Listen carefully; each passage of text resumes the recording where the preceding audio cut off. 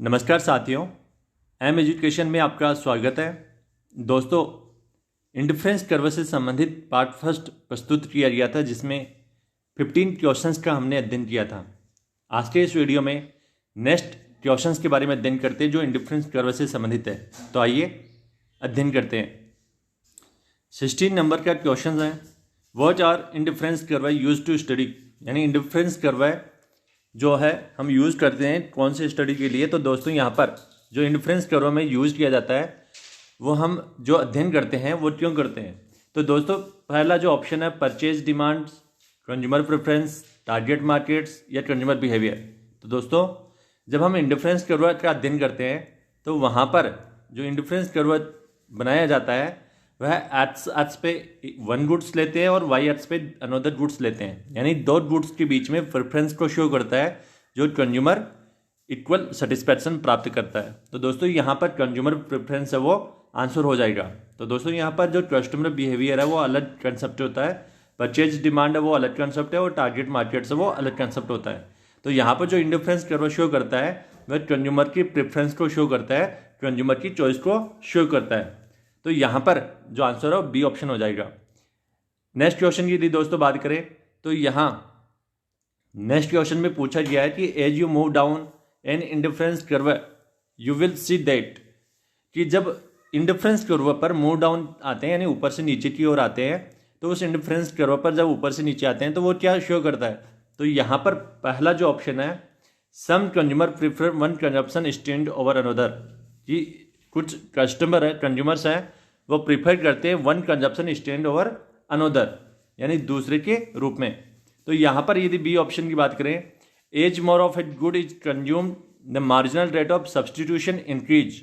तो दोस्तों, यहाँ पर जो इंडिफरेंस कर्व हम बनाते हैं तो यहाँ ऊपर से नीचे की ओर आने पर मार्जिनल रेट ऑफ सब्सटीट्यूशन वो गिरती हुई होती है, क्योंकि डेल्टा वाई अपॉन डेल्टा जो एच हम निकालते हैं तो delta Y upon delta H वो लगातार धीरे धीरे कम होता जाता है। इस वजह से ही जो मार्जिनल रेट ऑफ सब्सटीट्यूशन है वो गिरती है, और मार्जिनल रेट ऑफ सब्सटीट्यूशन गिरने के कारण जो कर्व है इंडिफरेंस कर्व है उसका स्लोप कॉन्वेक्स होता है। तो दोस्तों, यहाँ पर बी ऑप्शन है वो जो rate marginal rate of substitution increase की बात कर रहा है, तो ये ऑप्शन गलत हो जाएगा। The rate of marginal substitution is constant. तो दोस्तों, कांस्टेंट भी नहीं होती क्योंकि हमारा से वो क्या हो रही है, गिर रही है। फिर consumer have no preference for one type of consumer और अनदर। तो दोस्तों, यहाँ पर यदि आंसर की बात करें तो यहाँ डी ऑप्शन है वो करेक्ट है। यहाँ कंज्यूमर हैव नो प्रेफरेंस, कि कंज्यूमर है वो कोई भी प्रेफरेंस है वो प्रदर्शित नहीं करता है। तो दोस्तों, यहाँ पर जब हम इंडिफरेंस कर्व बनाते हैं तो इंडिफरेंस कर्व बनता ही इस आधार पर है कि यदि कंज्यूमर को यदि ये कॉम्बिनेशन दिया जाए जहाँ पर वाई की इतनी मात्रा और एक्स की इतनी मात्रा का कंजप्शन करता है, यदि उसको इस कर्व के किसी बिंदु पर कॉम्बिनेशन दिया जाता है तो वह इन दोनों के बीच में न्यूट्रल रहता है, यानी उसको कोई सा भी पॉइंट है वो दे दिया जाए तो अपनी प्रेफरेंस वो शो नहीं करता है, क्योंकि दोनों से ही क्या मिलती है, इक्वल सेटिस्फैक्शन प्राप्त होता है। तो दोस्तों, यहाँ पर जो फोर्थ ऑप्शन है D, consumers have no preference for one type of consumption over another. तो यहाँ पर वह दूसरे जो कॉम्बिनेशंस है जो कंजप्शन कर रहा है, यानी यहाँ पर इस पॉइंट पे कंजप्शन करता है तो वाई की इतनी मात्रा और एक्स की इतनी मात्रा का कंजप्शन वह कर सकता है। तो यहाँ पर वह कोई भी प्रेफरेंस वो शो नहीं कर रहा कि मुझे ए पॉइंट पे रहना है या मुझे बी पॉइंट पे रहना है। तो दोस्तों, इक्वल सेटिस्फैक्शन होने की वजह से यहाँ पर कंज्यूमर है वो ए बी दोनों में से कोई सा भी यदि कॉम्बिनेशन उसे मिलता है तो वह सेम सेटिस्फैक्शन पे रहेगा, इसलिए वह अपनी चॉइस को नहीं बताएगा कि मुझे ए का कंजप्शन करना है या बी का। तो दोस्तों, यहाँ पर ए या बी के कंजप्शन में किस पर कंजप्शन करेगा ये डिपेंड करता है कंज्यूमर इक्विलिब्रियम पे, जिसमें हम बजट लाइन के द्वारा अध्ययन करते हैं। तो दोस्तों, यहाँ पर राइट ऑप्शन हो जाएगा डी। दोस्तों, नेक्स्ट क्वेश्चन की यदि बात करें, यहाँ पर विच of the following is the slope of the indifference curve. तो जो स्लोप ऑफ इंडिफरेंस कर्व है वो क्या कहलाता है, मार्जिनल रेट ऑफ सब्सटीट्यूशन कहलाता है, इसलिए बी जो ऑप्शन है वो करेक्ट आंसर हो जाएगा। तो दोस्तों, ये पिन पॉइंट जो क्वेश्चन है वो पूछा गया है। नेक्स्ट क्वेश्चन की यदि बात करें दोस्तों, तो यहाँ पर पूछा गया है कि which of the following is not in indifference curve property. तो दोस्तों यहाँ पर जो इंडिफरेंस कर्व की जो प्रॉपर्टी नहीं है वह पूछा गया है। दोस्तों इसमें एक क्वेश्चन पहले जो पार्ट फर्स्ट है उसमें भी सेम प्रॉपर्टी से रिलेटेड क्वेश्चन आया हुआ है और यहाँ पर भी जो क्वेश्चन है वो प्रॉपर्टी से रिलेटेड है। आप उस वीडियो में देखना कि जो प्रॉपर्टी से रिलेटेड क्वेश्चन पूछा गया उसमें ऑप्शन अलग है। तो दोस्तों यहाँ पर सेम क्वेश्चन पूछा जा रहा है पर उसके ऑप्शन है वो अलग अलग है। तो आप देखिए पहला जो ऑप्शन दिया गया है हमें यहाँ पर पूछा गया कि not an indifference curve property, यानी जो प्रॉपर्टी नहीं उसको फाइंड आउट करना है। तो ए ऑप्शन है the satisfaction level rise as the indifference curve climb. तो दोस्तों यहाँ पर जब हम इंडिफरेंस कर्व के यदि ऊपर की बात करते हैं तो उससे जो सेटिस्फैक्शन लेवल है वो ज़्यादा प्राप्त होता है। यहाँ पर यदि फर्स्ट लेवल है, यहाँ सेकंड लेवल है, तो सेकंड लेवल से हमें ज़्यादा संतुष्टि मिलती है बजाय फर्स्ट लेवल के। तो दोस्तों यहाँ पर ये ऑप्शन करेक्ट हो जाएगा। तो यहाँ ए आंसर नहीं आएगा, ठीक है। तो ये सही है, प्रॉपर्टी है इंडिफरेंस कर्व की। दूसरी बात करते हैं कि the indifference curve is slanted downward. तो दोस्तों यहाँ पर ये डाउनवर्ड हो रहा है, लगातार गिर रहा है, तो यहाँ पर ये बी ऑप्शन भी करेक्ट हो जाएगा।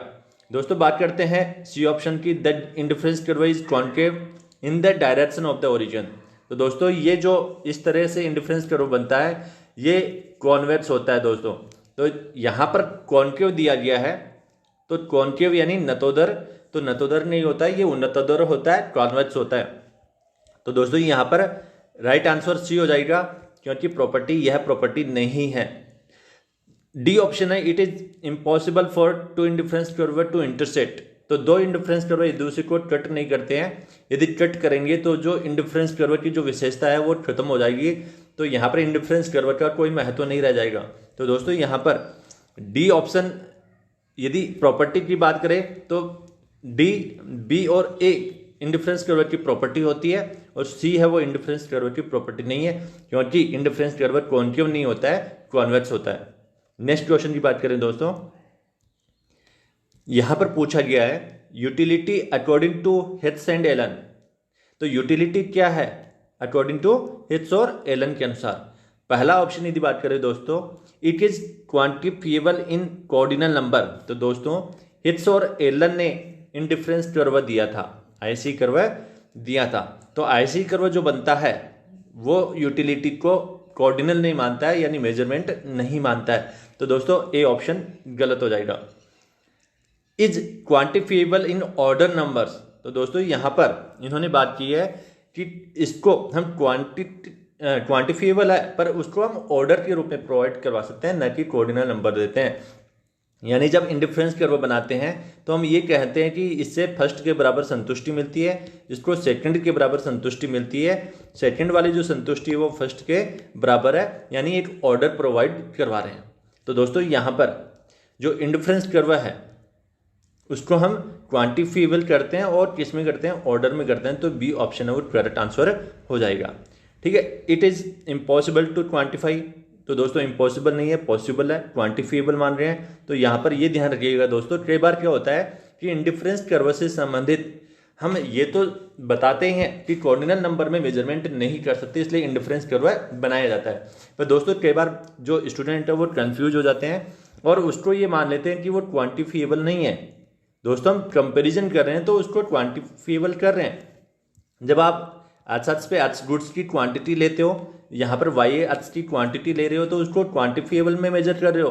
तो दोस्तों यहाँ पर जो इंडिफरेंस कर्व है उसमें यदि आप कॉम्बिनेशन बताते हो तो आप ए कॉम्बिनेशन की बात करोगे तो ए H1 वाई वस्तु की मात्रा और एक्स वस्तु की OH1 मात्रा है वो आप कंजप्शन बताते हो। तो दोस्तों यहाँ पर जब आप यूटिलिटी की बात कर रहे हैं, ऊपर वाला कर्व है वो अधिक संतुष्टि को बताएगा। तो दोस्तों यहाँ पर आप जब फर्स्ट और सेकंड में यदि कंपैरिजन कर रहे हो तो इसका मतलब कहने के आप क्वांटिफिएबल की गणना कर रहे हो। तो यहाँ पर दोस्तों हम बात कर रहे हैं कि इम्पॉसिबल टू क्वांटिफाई। तो दोस्तों ये ऑप्शन भी गलत है, is not possible to express नहीं किया जा सकता। तो दोस्तों हम एक्सप्रेस कर रहे हैं इंडिफरेंस कर्व के लिए, तो यहाँ पर बी ऑप्शन करेक्ट आंसर हो जाएगा। नेक्स्ट क्वेश्चन की बात करें दोस्तों, यहाँ पर पूछा गया है a higher indifference curve in the indifference map suggest which of the following, कि ऊपर का जो इंडिफरेंस कर्व है वो क्या शो करता है। तो दोस्तों a lower level of containment, तो दोस्तों यहाँ पर लोअर लेवल ऑफ कंटेनमेंट है वो शो नहीं करता है, ऊपर वाला कर्व है वो हायर को शो करता है। तो दोस्तों यहाँ satisfaction at the same level, तो दोस्तों इस इंडिफरेंस कर्व की यदि बात होती तो बी ऑप्शन इस पर करेक्ट हो जाता, पर ये ऊपर वाले कर्व की कंपैरिजन में पूछा है कि नीचे वाले के बजाय ऊपर वाला जो कर्व है वो क्या बताता है, तो यहाँ पर सी ऑप्शन करेक्ट आंसर हो जाएगा, a higher level of containment. तो दोस्तों यहाँ पर ऊपर वाला कर्व है वो हायर को बताएगा, और यदि इसका अपोजिट पूछ ले कि ऊपर से नीचे वाला कर्व क्या बताएगा, तब वो लोअर वाला हो जाएगा। तो यहाँ पर क्वेश्चन कैसे पूछा गया उसके ऊपर डिपेंड करता है कि आंसर क्या रहेगा। तो दोस्तों यहाँ क्वेश्चन के हिसाब से सी ऑप्शन करेक्ट हो जाएगा। ए ग्रेटर और इक्वल लेवल ऑफ सेटिस्फेक्शन, तो दोस्तों ग्रेटर यदि आता तब तो सही हो जाता, पर यहाँ पर इक्वल आ गया, तो दोस्तों डी ऑप्शन भी गलत है। तो यहाँ पर आप ये ध्यान रखिएगा, क्वेश्चन का जो अध्ययन है वो इंपॉर्टेंट है, क्वेश्चन को समझना बहुत जरूरी है, उसी के बेस पे है वो आंसर आता है। नेक्स्ट क्वेश्चन की यदि बात करें दोस्तों, यहाँ पर पूछा गया कि because of which the following two indifference curve can not cut each other, कि इंडिफरेंस कर्व एक दूसरे को क्यों कट नहीं करते उसके बारे में पूछा गया है, यानी इसका रीजन पूछा गया है कि इंडिफरेंस कर्व आपस में क्यों नहीं काटते हैं। तो दोस्तों यदि बात करें पहले ऑप्शन की, तो यहाँ पर each satisfaction level is represented by A separate indifference curve.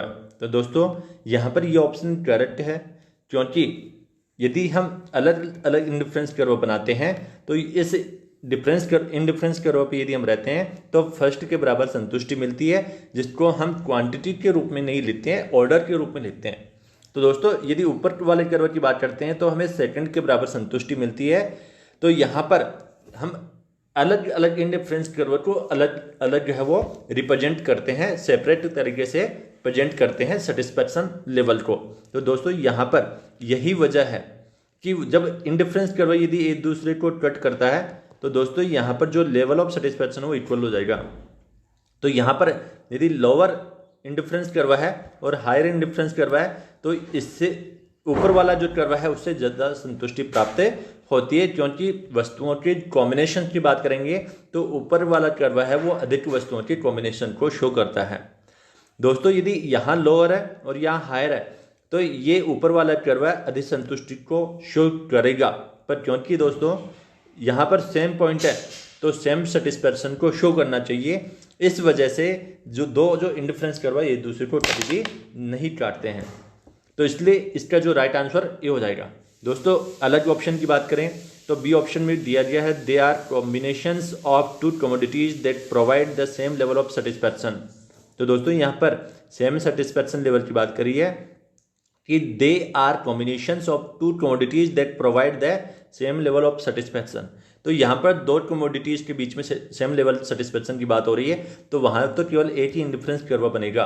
तो दोस्तों यहाँ पर एक दूसरे को जो कट करते हैं तो उसका रीजन यह नहीं है कि सेम लेवल ऑफ सेटिस्फैक्शन पे रहते हैं। द स्लोप ऑफ नेगेटिव कि ये ऊपर से नीचे गिर रहा है, यह वजह है कि एक दूसरे को कट नहीं करते हैं। तो दोस्तों यह भी राइट आंसर नहीं है।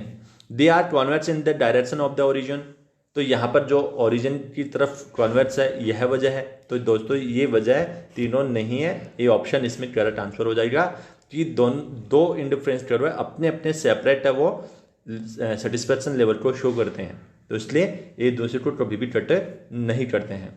नेक्स्ट क्वेश्चन की यदि बात करें दोस्तों, नेक्स्ट क्वेश्चन में दिया गया है which of the following is connected to an indifference curve, कि which of the following is connected to an indifference curve है, तो इंडिफरेंस कर्व से कौन सा संबंधित है उसकी बात करनी है। तो यहाँ पर यदि हम बात करते हैं कि जब हम इंडिफरेंस कर्व बनाते हैं तो एक्स अक्ष पे एक्स गुड्स लेते हैं और वाई अक्ष पे वाई गुड्स। मैंने आपको कहा था कि एक्स गुड्स में आप नाम दे सकते हो, वाई गुड्स में अनदर गुड्स का आप नाम दे सकते हो। तो यहाँ पर दोस्तों पहला जो ऑप्शन है यह पूछा गया कि good X and Y price. तो दोस्तों यहाँ पर देखिए इंडिफरेंस कर्व जो प्रदर्शित करता है वह दो वस्तुओं की क्वांटिटी को शो करता है, तो यहाँ जो वाई गुड्स की जो प्राइस है उसको शो नहीं कर रहा है, तो यहाँ पर ये ऑप्शन गलत हो जाएगा। इनकम ऑफ द कंज्यूमर, तो इनकम को शो नहीं कर रहा है। दोस्तों यहाँ पर जब हम बजट लाइन पढ़ेंगे तो बजट लाइन में जो बजट लाइन बनती है यहाँ पर पी एक्स, पी वाई और इनकम, तो यहाँ पर दोनों गुड्स की प्राइस और इनकम को आधार लेकर चलता है। तो दोस्तों यहाँ पर इनकम है वो बजट लाइन में शो होती है, तो यहाँ जो हम इंडिफरेंस कर्व पढ़ते हैं उसमें इनकम का कोई लेना देना नहीं होता है, तो बी ऑप्शन भी गलत है। Total utility from X and Y commodities, कि total utility from the X and Y commodity, दोनों गुड्स की जो कमोडिटीज है, दोनों गुड्स हैं, उनकी जो टोटल यूटिलिटी को शो करता है। तो दोस्तों यहाँ टोटल यूटिलिटी को शो नहीं करते हैं, यूटिलिटी यहाँ पर नहीं है।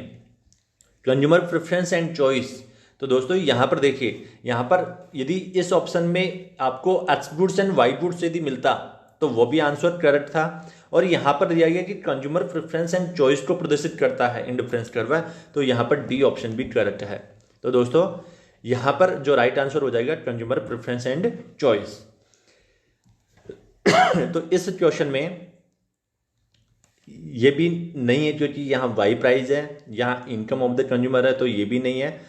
टोटल यूटिलिटी दी हुई है तो ये भी नहीं है, और यहाँ पे कंज्यूमर प्रेफरेंस है क्योंकि हम कंज्यूमर की प्रेफरेंस को शो करते हैं कि हायर वाला हायर सेटिस्फेक्शन को बताता है।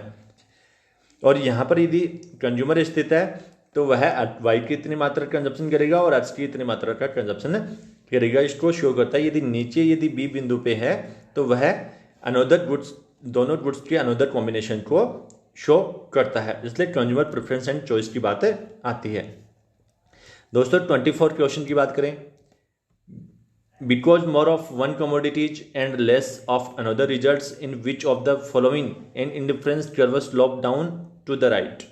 तो दोस्तों यहाँ पर बात कर रहे हैं कि जो क्वेश्चन पूछा गया है, because more of one commodities and less of another results in which of the following an indifference curve slopes down to right. तो यह नीचे की ओर जो इंडिफरेंस कर्व ऊपर से नीचे की ओर जो स्लोप आ रहा है, यहाँ ऊपर से नीचे आ रहा है, तो इसके पीछे जब एक कमोडिटी बढ़ रही है तो उसका रीजन क्या है, तो यहाँ पर ए ऑप्शन दिया गया है, कट बैट्स इन स्पेंडिंग, कि स्पेंडिंग में कट कर दिया जाता है। तो दोस्तों स्पेंडिंग में कट नहीं करते हैं, जो कंज्यूमर की जो इनकम है वो पूरी की पूरी हम खर्च करते हैं, एक्सपेंडिचर करते हैं, स्पेंड करते हैं, तो यहाँ पर जो स्पेंडिंग है वो कट नहीं करते हैं। दोस्तों यदि हम बी ऑप्शन की बात करें, the same level of satisfaction, कि the same level of satisfaction पे रहने के लिए हम उसकी दूसरी जो वस्तु है उसकी क्वांटिटी को हम करते हैं। तो दोस्तों यहाँ पर बी ऑप्शन करेक्ट हो जाएगा, क्योंकि यहाँ पर जब हम सेम लेवल ऑफ सेटिस्फैक्शन पे रहते हैं तो हम यदि एक्स की क्वांटिटी को बढ़ाते हैं तो हमें वाई की गुड्स की क्वांटिटी को कम करना पड़ता है। यदि हम वाई गुड्स में कटौती नहीं करेंगे दोस्तों तो और एक्स की क्वांटिटी को बढ़ाएंगे, तो क्योंकि एक कंज्यूमर जो है वो किसी भी गुड्स का जब कंजप्शन करता है तो उससे कुछ न कुछ यूटिलिटी प्राप्त होती है, तभी वह कंजप्शन करता है। तो दोस्तों यहाँ पर जो कंज्यूमर रेशनल बिहेवियर की जो एजम्पशंस है कि कंज्यूमर का जो बिहेवियर है वो क्या होना चाहिए, रेशनल होना चाहिए, उस मान्यता के आधार पर यदि वह किसी अर्थ वस्तु की मात्रा को यदि बढ़ाता है तो उससे जो सेटिस्फैक्शन लेवल है वो इंक्रीज हो जाता है।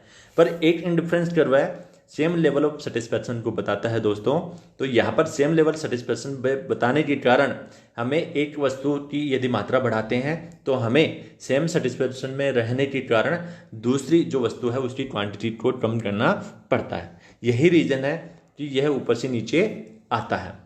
और दूसरा जो इसका कॉन्वेक्स होने का जो रीज़न होता है वह यह आता है कि पर यूनिट यदि एक्स को हम इंक्रीज करते जाएंगे तो उसके बदले में जो वाई की क्वांटिटी जो हम हटाते हैं या कम करते हैं वो लगातार गिरती जाती है, कम होती जाती है।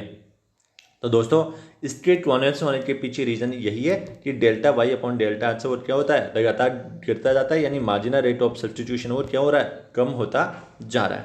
तो दोस्तों यहाँ पर जो राइट आंसर हो जाएगा बी ऑप्शन हो जाएगा।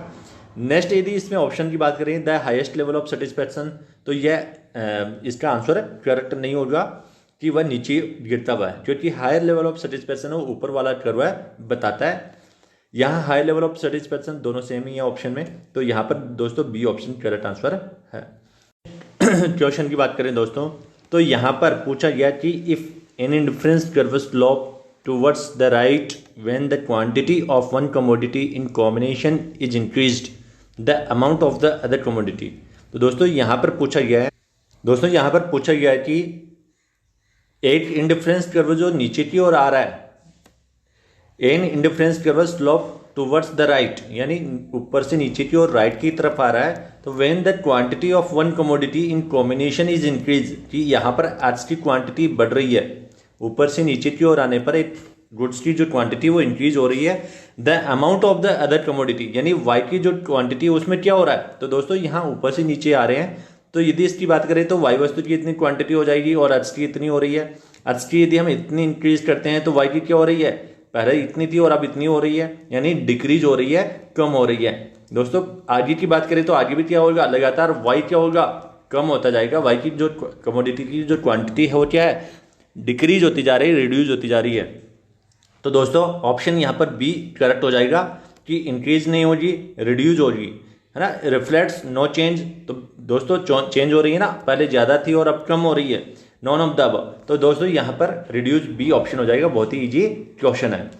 दोस्तों नेक्स्ट क्वेश्चन की यदि बात करें, यहाँ पर पूछा गया है it is possible for an indifference curve to be concave to the origin. तो दोस्तों यहाँ पर पूछा गया कि जो कॉन्केव है, जो ओरिजिन के प्रति कॉन्केव है, तो वो कब हो सकता है। तो यहाँ पर दोस्तों ऑप्शन में दिया गया है no indifference curve are always convex to the origin, कि नो इंडिफरेंस कर्व है always convex to the origin. तो दोस्तों अभी तक हमने बात करी है कि जो इंडिफरेंस कर्व है वो कॉन्वेक्स होता है, तो यहाँ पर ये कह रहे हैं कि ये कॉन्केव नहीं हो सकता, क्योंकि बिकॉज ऑलवेज कॉन्वेक्स होता है इंडिफरेंस कर्व। तो दोस्तों हम ये देखते हैं आगे ऑप्शन में क्या दिया गया है।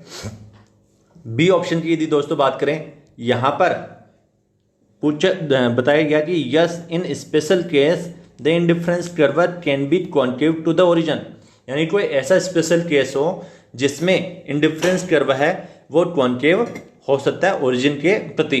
तो दोस्तों यहाँ पर नेक्स्ट ऑप्शन की बात करें, indifference curve can move in any direction from the origin, कि इंडिफरेंस कर्व किधर भी मूव कर सकता है जो ओरिजिन है उसके प्रति। तो दोस्तों आपको मैंने बताया था कि जो मैक्सिमम जो टाइम होता है उसमें इंडिफरेंस कर्व वो कॉन्वेक्स टाइप का होता है। यहाँ पर हम एक्स वस्तु लेते हैं, यहाँ पर हम वाई गुड्स लेते हैं। तो दोस्तों यहाँ पर जो मूल बिंदु के प्रति उन्नतोदर है या कॉन्वेक्स है, तो उसके पीछे सामान्य वस्तु के बारे में बताया जाता है। पर दोस्तों कई बार स्पेशल केस होता है जिसमें जो कर्व है वो कॉन्केव भी बन सकता है, इंडिफरेंस कर्व कॉन्केव भी हो सकता है। तो यहाँ पर कॉन्केव जो होता है उसमें कई बार ऐसा होता है कि जब एक गुड्स की जो कॉम्बिनेशंस है हम उसको कंजप्शन करते हैं, तो जो सेटिस्फैक्शन जो प्राप्त होता है तो अधिक मात्रा से भी सेम सेटिस्फैक्शन प्राप्त हो सकता है, और अधिक यदि कॉम्बिनेशंस को हम मिलाते हैं तो उससे भी जो सेटिस्फैक्शन लेवल है उसमें कोई चेंज नहीं आता है। तो दोस्तों यहाँ पर बहुत से कुछ एक पर्टिकुलर जो स्पेशल केस होता है उसमें पॉसिबल है कि इंडिफरेंस कर्व कॉन्केव हो सकता है। तो यहाँ पर बी ऑप्शन है वो करेक्ट हो जाएगा। दोस्तों नेक्स्ट क्वेश्चन की यदि बात करें, यहाँ पर 27 नंबर क्वेश्चन में पूछा गया है कि is the indifference curve appropriate for a cardinalist और ऑर्डिनल अप्रोच, कि जो कार्डिनल जो अप्रोच है और जो ऑर्डिनल जो अप्रोच है उसमें कौन सी अवधारणा है। तो दोस्तों यहाँ पर हमने पहले भी बात की हुई है कि जो कार्डिनल जो अप्रोच है उसको मार्शल ने बताया था, और यूटिलिटी को मेजरेबल फॉर्म में लेकर उन्होंने उसको एक्सप्लेन किया था, जिसमें हम डिमिनिशिंग मार्जिनल यूटिलिटी लॉ पढ़ते हैं, यानी सीमांत उपयोगिता ह्रास नियम और सम सीमांत उपयोगिता नियम इक्वी मार्जिनल यूटिलिटी लॉ का अध्ययन करते हैं। तो दोस्तों यहाँ पर जब हम इंडिफरेंस कर्व को अध्ययन करते हैं तो यहाँ पर इंडिफरेंस कर्व को हम ऑर्डर के रूप में पढ़ते हैं कि ये फर्स्ट और ये सेकंड लेवल के रूप में सेटिस्फेक्शन को बताता है। हम इसकी 50 यूनिट संतुष्टि और 60 यूनिट संतुष्टि को नहीं बताते हैं कि इस नीचे वाले जो फर्स्ट पर इंडिफरेंस कर्व पर यदि रहता है तो उपभोक्ता को 50 के बराबर संतुष्टि मिलती है, ऐसा हम शो नहीं करते हैं। तो दोस्तों यहाँ पर हम इसको केवल ऑर्डर के रूप में हम इसको बताते हैं कि ऊपर वाला कर्व अधिक संतुष्टि को बताता है, पर कितनी अधिक संतुष्टि को बताता है ये शो नहीं करते, क्योंकि हम इसको मेजरेबल नहीं मानते यूटिलिटी को। तो दोस्तों यहाँ पर कोऑर्डिनलिस्ट अप्रोच ना होती क्या होती है, बी ऑप्शन करेक्ट यहाँ पर हो जाएगा कि ऑर्डिनलिस्ट अप्रोच है वो हम इसमें लेके चलते हैं। सी ऑप्शन में both of ordinal and cardinal approach, तो दोनों ऑप्शन है वो नहीं होता क्योंकि कोऑर्डिनल नहीं है, ऑर्डिनल अप्रोच अवधारणा हम अध्ययन करते हैं। तो दोस्तों यहाँ पर राइट आंसर बी ऑप्शन है।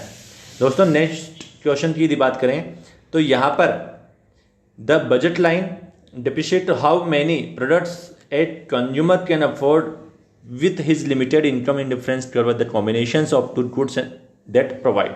तो दोस्तों यहाँ पर पूछा गया है कि जो बजट लाइन है, हाउ मैनी प्रोडक्ट्स एक consumer can afford with his limited income in difference curve the combination of two goods that provide.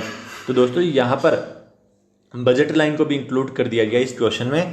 तो यहाँ पर जो इंडिफरेंस कर्व है उसके कॉम्बिनेशन है उसको हम कैसे शो करेंगे, तो यहाँ पर जो है पहला ऑप्शन मैक्सिमम सेटिस्फैक्शन। तो दोस्तों यह कोई जरूरी नहीं कि मैक्सिमम सेटिस्फैक्शन को शो करें, यहाँ पर हम बाद में देखेंगे कि जो इक्विलिब्रियम है वो तो शो करेगा, पर ऐसा जरूरी नहीं कि मैक्सिमम सेटिस्फैक्शन प्राप्त हो, क्योंकि इनकम से तो मैक्सिमम सेटिस्फैक्शन वो प्राप्त होता है, पर ऊपर वाला कर्व अधिक संतुष्टि को बताता है। तो दोस्तों यहाँ पर बी ऑप्शन की बात करें तो N equivalent level of satisfaction. तो दोस्तों यहाँ पर जो इक्विवेलेंट लेवल ऑफ सेटिस्फैक्शन है उसकी बात हो रही है, तो यहाँ पर बी ऑप्शन करेक्ट आंसर हो जाएगा क्योंकि सेम लेवल ऑफ सेटिस्फैक्शन को शो करता है। लीस्ट सेटिस्फैक्शन तो ये भी नहीं रहेगा, तो ये तीनों ऑप्शन गलत हो जाएंगे, बी ऑप्शन करेक्ट आंसर हो जाएगा। दोस्तों इस क्वेश्चन को ध्यान से पढ़िएगा, ये जो कन्फ्यूजन है वो क्रिएट कर सकता है कि जब बजट लाइन को हम इसमें देते हैं तो हमारे माइंड में आता है कि मैक्सिमम सेटिस्फैक्शन पे प्राप्त होता है। तो दोस्तों यहाँ पर how many products a consumer can afford the with his limited income indifference curve the combination of two goods the provide.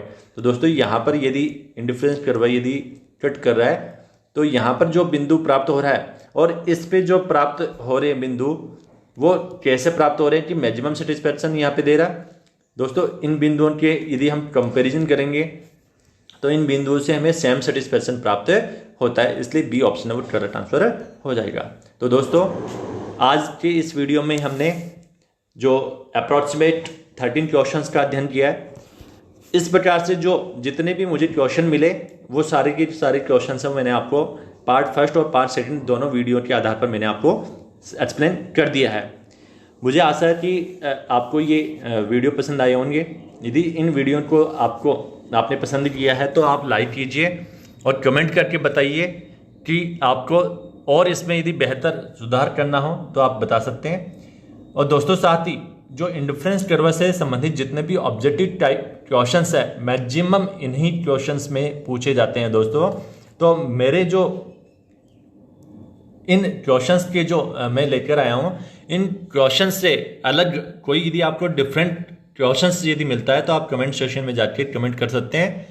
आप पूछ सकते हैं कि उसका राइट आंसर क्या आएगा या उसकी जो एक्सप्लेनेशन है वो क्या हो सकती है, तो उसमें मैं आपको जवाब देने का प्रयास करूंगा। आज के लिए इतना ही, धन्यवाद।